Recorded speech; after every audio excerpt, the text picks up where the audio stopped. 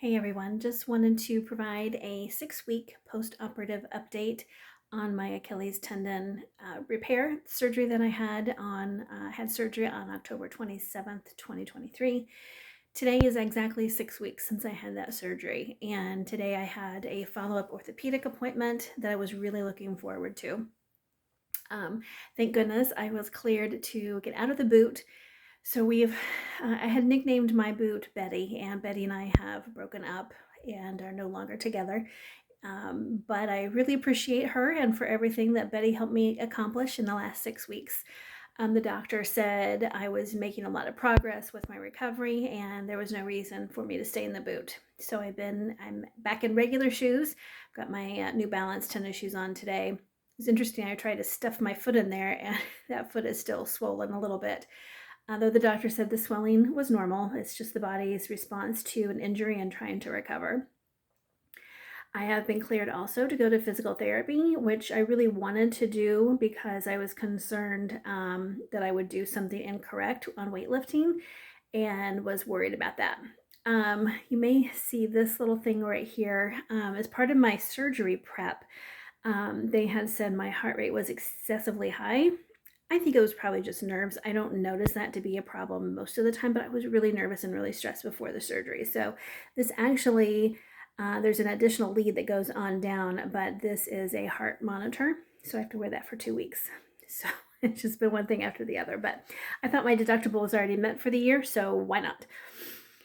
So anyway, it was kind of interesting because the doctor was like, we don't even need to do physical therapy. And then he sort of was like, just Google some exercises, but I really feel like I wanted something more organized than that. Because I do have an active lifestyle. Have been training for a half marathon. I go to the gym regularly. So I really wanted some additional guidance on that. So he's going to fax, or he said he had no problem ordering that. He said, really though, in all honesty, he said, you're not going to do any damage by walking. So that he said, so, use it. And that's the only way it's going to continue to heal. So I had a couple of errands I had to do after the doctor's appointment. So I went in and I left my boot on because I didn't want to just start walking on it out somewhere and have something happen. I still have a little bit of anxiety about that. So when I got home and I put my shoe on, it felt so weird to be walking on that foot.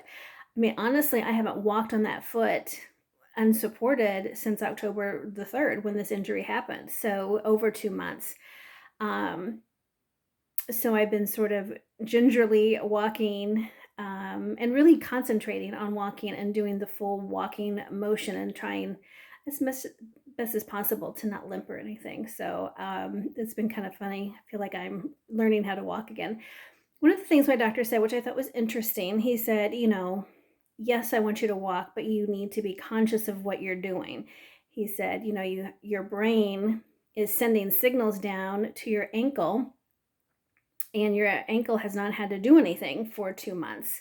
So he said there's a little bit of time that needs to go by so that everything can get back in sync and start working together again. So I thought that was interesting. He said, go up and down curbs, go up and down stairs. He said, the recovery was doing really well. And when he asked me to point my toe up, which I have not been doing because I was told not to go past 90 degrees, I was pleased at how far up I could point. I've been doing daily, multiple times a day, actually, range of motion, working that ankle, doing just these range of motion activities that I Googled, basically, saw on YouTube. But I think it really was working. So I was excited that he felt that I had done well. So 6 weeks and I'm back in regular shoes walking. So I'm super excited about it. And I think, the rest of this is just going to take some time. My calf muscle is extremely small and it's very flabby back there. And, I'd had some decent calf muscles before and some decent ankles, but this left ankle looks a little swollen still. But he said it's just going to take time. He said the other thing that I will notice is that Achilles tendon will always be thicker than the other one. He said that's just the way it works. I don't have to go back to the doctor, to the orthopedic surgeon, unless I feel there's something going on that I need more help with. He said, that's it. The incision is completely healed, and I have it's very minimal scarring. There's no visible scar in terms of raised scar. There's really just a very thin line. So I'm grateful for that. One other thing that was interesting was when I'd had this injury and the MRI, the surgeon had said, "Didn't you notice something hurting in your heel?" And I actually had 3 little bone spurs, 2 on the back of my heel and 1 underneath the heel on the bottom of my foot. That he had kind of been concerned about where the placement of the ones on the back of the heel were, because he had wanted to drill into my heel to do the reattachment procedure right there. So today I asked if he had actually taken those bone spurs out. He took the 2 out and left the 1 underneath the heel, which I was kind of like, great, thanks, but I guess we'll find out. That really wasn't bothering me on a regular basis, just periodically when I would run for quite a distance. When I was training for my half marathon, I would notice it flare up periodically. So that's it for this update. It's a big day, a big milestone in my recovery process. For those who, may just catch this, there's not that many people that are watching my video, but if you have had an Achilles tear and you are in a boot, one of my biggest pieces of equipment that I received or that I purchased from Amazon was, it's called an Even Up, and it's a lift basically to raise your other foot up so that you're not doing this weeble wobble thing when you're walking, because that can really hurt your back and your other knee. Highly recommend that. And my shower chair was a lifesaver, and also my knee scooter. The knee scooter was hands down one of the best ways I've spent $75 in my entire life, actually. Yes, I could have had my insurance pay for it, but I didn't want to have to wait around for that. So I just went ahead and got one off of Facebook Marketplace. So anyway, thank you so much for those who have watched, and I will continue. I'll post a few videos here and there as I go through my physical therapy. And just for those who may have just injured their Achilles, I said this in my other videos as well.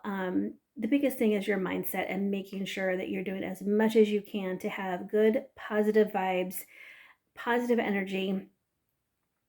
And honestly, I really thought when this happened on October 3rd, it just seemed like life was over for me, which of course is not true. But in the moment, it was very catastrophic feeling. And then when I had the surgery and could not do anything for 2 weeks and had this splint on and lugging the boot around, it's very easy to become negative about it. But that really does, I think, your body listens. And there's a book actually called The Body Keeps the Score, something like that. Our body is listening to us. So as much as possible, have a positive mindset that the time will pass. The 24 hours doesn't go any slower or faster. It just has to pass. And as another doctor mentioned, talking about Aaron Rodgers' injury, his Achilles injury and healing, biology is biology, and it really does just take the time that it takes. And in our fast-paced culture, instantaneous demands and results required by people, it's difficult to slow down and just take the time to really heal well. So I wish you all the best, and thanks so much for watching.